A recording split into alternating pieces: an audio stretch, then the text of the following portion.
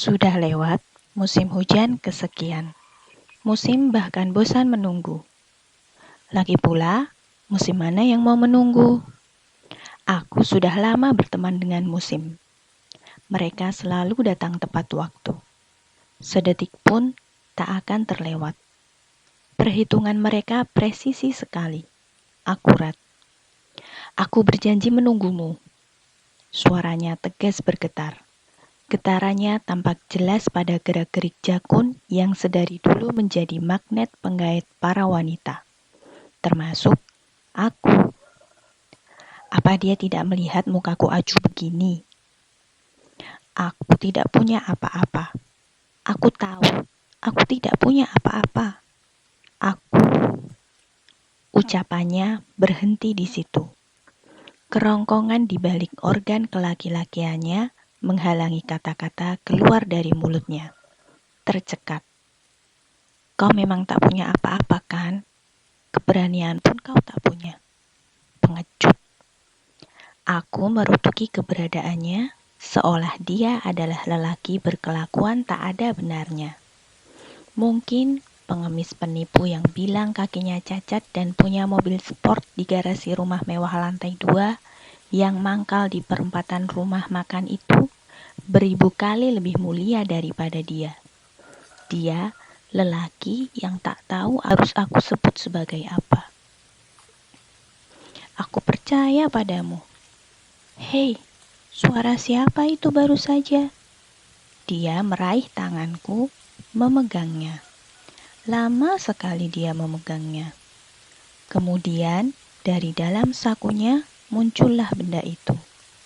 Dia kembali menarik tanganku mendekat. Dibelai lembut jari-jariku yang dia bilang lentik. Maaf, hanya sederhana. Dia mengatakan itu sambil memasangkan benda yang keluar dari sakunya melingkari jari manisku. Cantik sekali. Sebuah cincin emas putih. Aku kehabisan nafas. Aku berhenti berpikir. Pikiranku tak menemukan jalan keluarnya. Buntu. Aku tidak mau lagi. Terima kasih. Aku suka sekali. Siapa itu yang berbicara? Apa yang terjadi pada musim? Kini ia datang sesukanya. Aku tidak suka. Musim datang dan pergi seenaknya. Apakah aku harus merengek padanya agar dia kembali lagi seperti dulu? Agar dia datang tepat waktu tak meleset sedetik pun? Atau di luar sana sebenarnya ada yang lebih merengek daripada aku? Yang merengek agar musim datang seenaknya sehingga musim lebih mendengarkan rengekannya daripada rengekanku. Aku besok pulang. Bunyi pesan di layar ponselku. Aku terkesiap. Pikiranku kalut. Jantungku berdetak tidak karuan. Bibirku menyunggingkan senyum paling bahagianya. Aku tak ingin bertemu dengannya. Bagaimana cara agar aku tak usah bertemu dengannya? Mau dijemput di bandara? Aku mengirimkan pesan balasan. Aku tidak siap. Boleh. Sampai jumpa besok. Balasannya membuatku kegirangan. Adakah yang bisa menghalangiku bertemu dengannya? Aku tak tahu apa yang aku rasakan sebenarnya. Bahagia? Ya, aku bahagia. Setelah puluhan musim berlalu, aku tak bisa beranjak terlalu lama. Meski sekuat tenaga aku melangkahkan kaki pergi, sejauh apapun itu, langkah kakiku selalu mampu menemukan jejaknya kembali. Sejauh apapun aku ingin kabur, satu titik itu seakan menarikku kembali. Aku tak mampu melawan gravitasinya. Aku kembali ke titik awal berdiriku, kembali berdiri tegak di situ. Kekuatan gravitasiku masih terlalu lemah.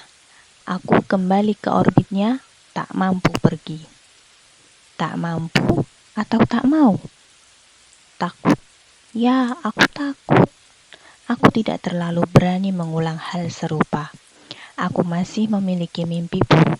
Mimpi buruk yang tak pernah absen sedikit saja di setiap malam-malam panjang waktu istirahatku. Mimpi buruk bersamanya. Mimpi buruk yang justru tak hendak membuatku pergi darinya. Mimpi buruk yang justru mengikat inginku untuk kembali bersamanya lagi. Setiap orang punya kisahnya masing-masing. Setiap orang pasti melalui sesuatu. Sesuatu yang memiliki efek magis pada perubahan diri masing-masing. Bukankah kau sendiri yang bilang, bisa saja dia berubah menjadi lebih baik kan? Seorang perempuan jangkung berambut kepang sanggul memainkan sedotan di dalam gelas bening berisi cairan hijau kental. Jus alpukat tanpa susu, tanpa gula. Kesukaannya sejak masih jadi bocah ingusan. Sarah namanya. Anggap saja dia kakakku. Telinganya telah selesai mendengar kisah yang sudah menjadi membosankan untuk ia dengar. Aku takut. Dua kata dariku. Jika takut, mengapa tidak mencoba berani? Kata-katanya terlalu sembrono. Bukankah takut adalah ketidakberanian? Mengapa aku harus berani? Tidak untuk kedua kalinya. Aku takut. Aku menunduk terlalu dalam. Aku tahu pasti saat ini rona merah pada mukaku sudah mendekati warna blush on yang tergabung dalam tataran warna paling merahnya. Pertanda ada lelehan tertahan pada satu indera. Namun aku tak bisa mengeluarkannya. Aku terlalu tahan untuk menahan. Tapi urusan satu ini aku tak mampu terus menahan. Sore itu aku menunduk terlalu lama. Sarah tak mengatakan apa-apa. Ia hanya terus memainkan sedotan di dalam gelas. Cairan alpukat di gelasnya tinggal separuh. Sekarang tinggal 1/8. Sampai akhirnya bunyi berisik hirupan sedotannya memaksaku mendongakkan kepala. Takutlah, maka kau akan hidup dalam ketakutanmu sendiri. Kau tak akan mampu lepas darinya seumur hidupmu. Sarah berdiri, menepuk pundakku 3 tepukan, lalu pergi meninggalkanku. Aku duduk di ruang tunggu bandara bersama para penjemput lainnya. Aku memutuskan berada di sini. Ada satu hal yang akhirnya hatiku tak mengingkarinya. Aku masih menginginkannya. Aku tahu pasti itu. Setelah sekian musim berganti, apakah ia masih sama? Aku gelisah tak henti-henti. Apakah sebaiknya aku pulang saja? Apakah keberanianku adalah keberanian yang bodoh? Apakah keberanianku adalah keberanian yang terlalu berani? Aku bisa saja pulang sekarang, membiarkan dia mencariku. Lalu, tak akan ada apa-apa lagi di antara kami. Keadaan kemudian akan kembali sama seperti sebelum kedatangannya yang kedua kali. Selesai. Aku bisa saja menghentikan semuanya sekarang. Tapi lesakan rasa itu semakin tak kuasa menyembunyikan dirinya. Berulang kali aku pergi, pada akhirnya aku kembali lagi. Lesakan rasa ingin kembali padanya lagi. Aku menyukainya. Aku menginginkannya. Menginginkannya untuk menjadi satu yang terakhir. Apakah aku tak bisa menahan rasaku sendiri sebentar saja? Sewindu. Bagi satuan waktu cahaya, mungkin itu hanya sepersekiannya saja. Lebih cepat dari sekejapan mata. Bagiku, sewindu adalah waktu yang menyiksa. Aku sendiri yang membuat aku tersiksa. Selama itu aku menganiaya diriku sendiri. Aku menunggunya kembali sampai akhirnya dia benar-benar kembali. Sudah lama. Dek, aku terkesiap. Sepasang telapak tangan menutup cepat kedua mataku dari belakang. Dingin. Suaranya yang agak berat berbisik di belakang telingaku. Ritual yang selalu dilakukannya sedari dulu, tidak berubah. Apakah segala dari dia masih sama seperti dulu? Aku hanya tertawa kecil, memamerkan gigi gerigiku yang tak bersusun rapi. Tanganku memegang jari jemarinya, memaksanya menurunkannya. Dia bergerak cepat, tak membiarkan tautan jari jemariku lepas begitu saja. Dia menarikku berdiri dari depan. Erat, dia menggenggam tanganku, menggandengku berjalan beranjak. Erat, aku membalas genggamannya. Bolehkah aku menggenggammu selamanya? Maukah kau untuk tidak melepaskan genggamanmu? Kau tak akan pergi lagi kan? Tuhan, aku masih waras kan? Kaki-kaki seekor kuda beradu sapa dengan pasir hitam berkilauan, memendarkan bayangan sisa-sisa cahaya sore menuju senja. Derap langkahnya mantap berganti-gantian. Punggung kekarnya menumpuk kereta kayu beroda yang terikat kuat di belakangnya. Di atasnya sepasang manusia sedang memadu kasih tanpa jeda. Seorang kusir dianggap tiada di depan mereka. Debur ombak memecah karang-karang tinggi, dipaksa berhenti di tepian pasir landai di sepanjang pesisir. Aku masih menikmati deburan demi deburan yang bersahutan. Ombak, khasiatnya serupa pil penenang tanpa efek samping. Aku bukan manusia yang sedang memadu kasih tanpa jeda di atas kereta berkuda di depan sana. Aku manusia yang duduk tenang di tepian pesisir. Seorang manusia penikmat suara deburan, juga penikmat mesin penggerak ombak, angin. Aku sedang mencari pil penenang. Aku sungguh-sungguh terhadapmu. Suara itu lagi yang berbicara. Kali ini di sampingku. Dia menarikku, merapatkan tubuhnya mendekatiku. Aku diam saja. Benarkah? Pertanyaanku ragu. Aku benar-benar menginginkan kesungguhannya. Kesungguhan berjalan bersama tanpa saling meninggalkan satu sama lain. Kesungguhan untuk tidak saling menjatuhkan satu sama lain. Kesungguhan yang tak sekadar mampir di mulut saja. Dia semakin menarikku merapat. Tangannya melingkar di pinggangku. Melodi menari dalam kepalaku. Melodi yang tak jua menemukan ujung nadanya. Nafasku tercekat, tak berhasil menemukan jalan keluarnya. Dia mengambil alih setiap nafas yang kuhirup dan kukeluarkan. Derai tawa bocah-bocah di luar rumah tinggal samar-samar. Semesta semakin menjauh. Semesta semakin berjarak dan semakin berjarak. Semestaku kini hanyalah dia, satu-satunya yang mampu menarikku sampai sejauh ini aku berpijak. Mampukah aku lari darimu? Kau benar bersungguh-sungguh terhadapku? Kenapa aku terus menanyakan hal yang sama? Engkau satu-satunya yang kuinginkan jadi ibu dari anak-anakku.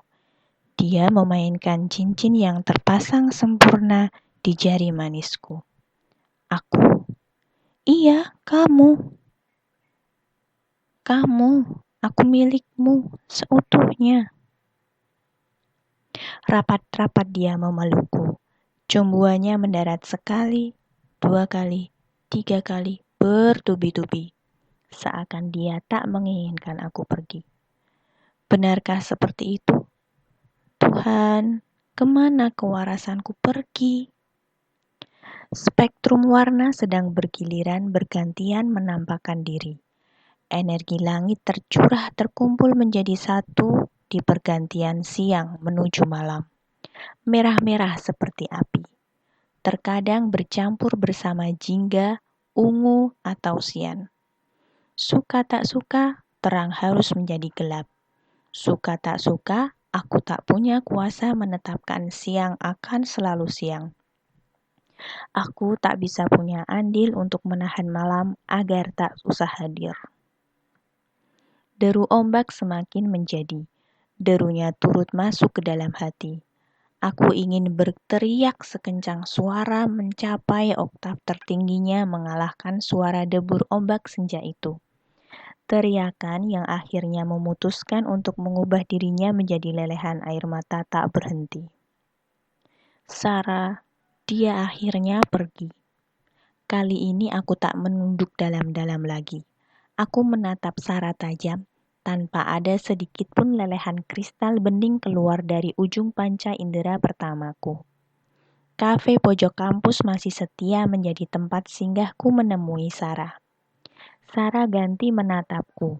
Mimik mukanya beralih cepat menjadi muram, mengalahkan kecepatan mimikri seekor bunglon yang bertengger di atas dahan pohon cemara di samping kafe. Tangannya spontan meraih tanganku dan menggenggamnya.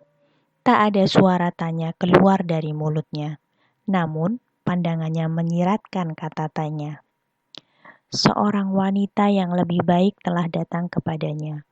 Beberapa bulan lagi, mereka menikah. Garis bibirku memaksakan diri membentuk lengkungan senyumnya. Masih tak ada kata keluar dari mulut Sarah. Dia seperti tak mampu berkata-kata. Musim masih tak menentu, sementara kami sama-sama tak bisa menahan diri terlalu lama untuk menunggu musim kembali seperti dulu. Aku tahu dia tak bisa menunggu terlalu lama lagi, sementara kami dipaksa menunggu. Sedangkan kami tak punya wewenang mengatur musim. Aku menatap keluar jendela kafe. Awan telah mencapai suatu titik jenuh tertentu yang memaksa bulir-bulir air tercurah turun dari langit. Hujan. Ada sesuatu yang menyusup masuk pelan-pelan ke hati. Setitik rasa damai. Sarah menggeser tempat duduknya. Dia hanya ingin mendekapku saat itu juga. Maafkan aku. Aku pernah memintamu untuk tidak takut. Aku tidak tahu pada akhirnya sesakit ini. Bukan salahmu, Sarah. Dengan begini, bukankah membuatku akhirnya lepas dari bayang-bayangnya selamanya? Aku masih tersenyum. Aku mencoba tersenyum.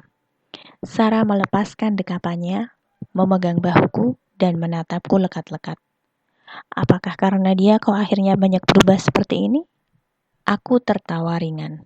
Setiap orang tetap punya kisah, kan?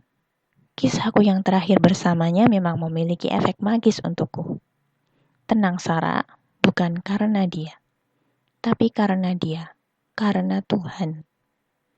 Sekarang aku yang mendekap Sarah. Hujan semakin deras mengucur di luar sana, bersamaan dengan tumpah ruah air bertuah di tepian mata. Aku menangis. Lagi.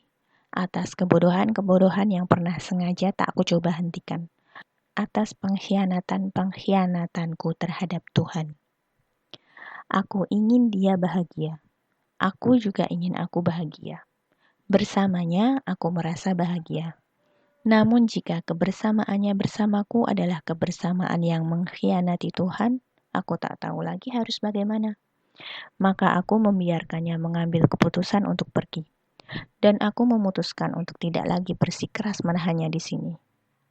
Aku memang menginginkannya, menginginkan untuk terus membersamainya. Tapi Tuhan adalah pilihan pertama. Keinginanku terhadapnya telah membuatku menyisihkan Sang Pencipta. Keinginannya terhadapku sama saja. Maka aku berhenti. Kami berhenti. Karena Tuhan adalah pilihan pertama, jauh di atas kami yang memilih diri kami sendiri. Pada akhirnya, ceritaku bersamanya memang benar-benar usai. Senja telah pergi. Dia juga telah pergi. Sebentar lagi malam, kelam. Lalu fajar menyusul menjelang. Sekarang aku sedang bersabar menanti fajar menjelang untuk menemuimu. Seseorang yang sampai saat ini sedang dan masih disembunyikan Tuhan. Seseorang yang sama-sama menuju tujuan yang sama. Menuju cahaya yang sama. Menuju jalan pulang yang juga sama. Aku tahu, aku dan kamu sedang melakukan hal yang sama. Kita sama-sama sedang bersabar.